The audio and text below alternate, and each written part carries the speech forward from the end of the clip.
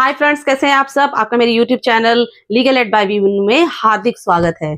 तो फ्रेंड्स, आज की वीडियो उन लोगों के लिए है जो बहुत ही ज्यादा प्रताड़ित हो चुके हैं, बहुत ही ज्यादा टॉर्चर्ड हो चुके हैं, बहुत ही ज्यादा मेंटली डिस्टर्ब हो चुके हैं। किसकी वजह से? सिर्फ एक लोन की वजह से। एक गलती के कारण उनको इतना ज्यादा प्रताड़ना झेलनी पड़ रही है।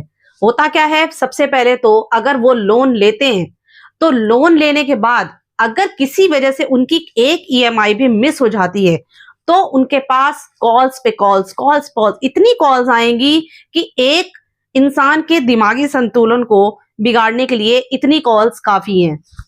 कॉल्स आने के बाद फिर आ जाता है रिकवरी एजेंट्स का एजेंडा। रिकवरी एजेंट्स क्या करते हैं? आते हैं, किसी भी वक्त टपक पड़ते हैं, किसी भी वक्त आ जाते हैं और दरवाजा खटखटाते हैं लोन धारक का, उनके घर वालों को प्रताड़ित करते हैं। प्रताड़ित करने के बाद उनको धमकियां देते हैं, उनको मेंटल टॉर्चर करते हैं। साम दाम दंड भेद सब इस्तेमाल करके वो बस अपना पैसा निकलवाने की करते हैं। उनको किसी चीज से मतलब नहीं है कि जिनके घर वो जा रहे हैं वो उनकी प्रतिष्ठा, उनके सम्मान, उनकी रिस्पेक्ट को हर्ट कर रहे हैं। और दूसरी बात यह है कि ऐसा करने से वो उनकी जो पड़ोसी हैं, उनके जो नेबर्स है, उनके सामने भी उनकी बेइज्जती कर रहे हैं। देखिए, होता क्या है कि सबसे पहले तो ये फाइनेंशियल इंस्टीट्यूट, ये बैंक सबसे पहले तो अट्रैक्ट करती है कस्टमर को कि वो कैसे ना कैसे करके लोन ले। क्योंकि लोन लेने के बाद जब कस्टमर फंस गया, जब उनके पास कस्टमर आ गया, ठीक है, कस्टमर आने के बाद अगर सक्सेसफुली उस कस्टमर ने ईएमआईज पे करनी शुरू कर दी तब तक तो ठीक है, लेकिन लाइफ तो अनप्रेडिक्टेबल है, कुछ भी हो सकता है। समय का कोई पता नहीं, समय का जो चक्र है उसका खेल बहुत ही निराला है। अगर आने वाले टाइम में वो लोन धारक ईएमआई नहीं दे पाया, तब शुरू होता है अपना बैंक का असली खेल। इतना ज्यादा मेंटल टॉर्चर, इतनी प्रताड़ना करना, उनको कॉल्स भेजना, रिकवरी एजेंट्स के थ्रू मेंटल टॉर्चर करना, देन उसके बाद जब कुछ नहीं होता तो धमकी भरे उनको नोटिस भेजना। ये सब चीजों से लोन धारक इतना ज्यादा टॉर्चर्ड हो जाता है और वो फिर अपने आप से ही कहता है कि आखिर मैंने लोन क्यों लिया। वो ये सोचने पर मजबूर हो जाता है दोस्तों। क्योंकि होता क्या है कि बैंक्स, ये फाइनेंशियल इंस्टीट्यूट, ये रिकवरी एजेंट्स ये नहीं सोचते हैं कि लोन धारक की वास्तविक स्थिति क्या है, वो किस स्थिति से गुजर रहा है और आखिरकार उसकी अगर ईएमआई बाउंस हुई है तो किसी वजह से ही हुई होगी। वो वजह चाहे मेडिकल वजह हो या आपके कोई फाइनेंशियल इश्यूज हो या आपके साथ कोई अचानक कोई ऐसी दुर्घटना हुई हो जिसके चलते आपके बिजनेस के ऊपर या आपकी सर्विस के ऊपर इफेक्ट पड़ा हो और जिसमें आपकी इनकम के जो रास्ते बंद हो गए और जिसकी वजह से आप ईएमआई नहीं दे पाए। बैंक्स और इंस्टीट्यूशंस को, फाइनेंशियल इंस्टीट्यूशन को इस चीज से कोई लेना देना नहीं है। पर आरबीआई ने इन चीजों को मद्देनजर रखते हुए कुछ रिलीफ लोन धारकों को भी दी है। अपनी नेक्स्ट वीडियो में हम जानेंगे कि वो रिलीफ्स क्या है। देखिए, लोन लेते वक्त हमें नहीं पता होता, इनफैक्ट किसी को नहीं पता होता कि आने वाले समय में क्या होगा। वो लोन की ईएमआई रेगुलर दे पाएगा कि नहीं दे पाएगा। कोशिश तो वो यही करता है लोन धारक कि वो उसकी ईएमआई टाइम पर जाए। हर इंसान कोशिश करता है, लेकिन किसी भी वजह से अगर वो ईएमआई नहीं दे पाया तो वो इन सारे जंजाल में फंस जाता है।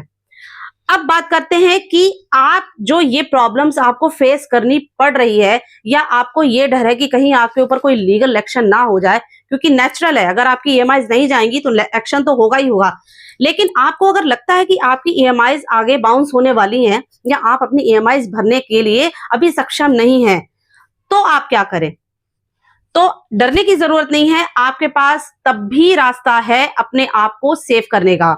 देखिए, मैं ये नहीं कह रही हूं कि आपने बैंक से या फाइनेंशियल इंस्टीट्यूट से लोन लिया है तो आप वापस मत दें, लेकिन आपके साथ जो ये प्रताड़ना हो रही है, आप इस प्रताड़ना से अपने आप को बचा सकते हैं। बैंक से और फाइनेंशियल इंस्टीट्यूशन से, वित्तीय संस्थाओं से आप उनसे अपनी प्रॉब्लम को शेयर कर सकते हैं, उनसे समय मांग सकते हैं। वो कैसे होगा? वो होगा एक प्रायर लीगल नोटिस से। आपको पता है कि आपकी स्थिति अभी ठीक है, इन फ्यूचर आपकी एक ईएमआई बाउंस हुई है, आपको लगता है कि आने वाले समय में आपकी और ईएमआई बाउंस हो सकती हैं, क्योंकि एक लोन धारक को अपनी सिचुएशन का बहुत अच्छे से पता होता है।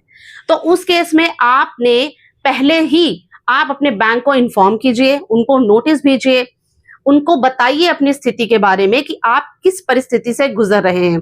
अगर वो फिर भी आपको उस चीज को नजरअंदाज कर देते हैं, आपकी इंफॉर्मेशन जो आपने उनको दी है उसको नजरअंदाज करते हैं, फिर भी वो उस पर कोई एक्शन नहीं लेते या आपको रिप्लाई नहीं करते हैं, देन उसके बाद आपके पास एक ही रास्ता है, आप उनको प्रायर लीगल नोटिस भेजिए और वो नोटिस होना चाहिए, उसमें आपकी सारी प्रॉब्लम्स, जितनी भी प्रॉब्लम्स हैं या जो भी रीजंस है ईएमआई बाउंस होने के, या नियर फ्यूचर में आपको कितना टाइम चाहिए या आप क्या चाहते हैं, वो उसमें सारी डिटेल्स आपको मेंशन करनी है। ये नोटिस आप किसी अच्छे लॉयर के थ्रू ही बनवाइए, क्योंकि लॉयर के थ्रू बना हुआ जो प्रायर लीगल नोटिस है बहुत ही ज्यादा इंपैक्टफुल होता है और बहुत ही ज्यादा वर्थफुल होता है। आई होप आपको अपनी प्रॉब्लम का सॉल्यूशन मिल गया होगा। ऐसी और वीडियोस के लिए आप मेरे YouTube चैनल को सब्सक्राइब कीजिए, मेरे वीडियोस को लाइक कीजिए और ये वीडियोस तो जरूर शेयर कीजिए, खासकर उन लोगों को जो इस लोन ट्रैप के अंदर फंसे हुए हैं और जिनको बहुत ज्यादा जरूरत है एक अच्छे सॉल्यूशन की। बने रहिए मेरे साथ। धन्यवाद।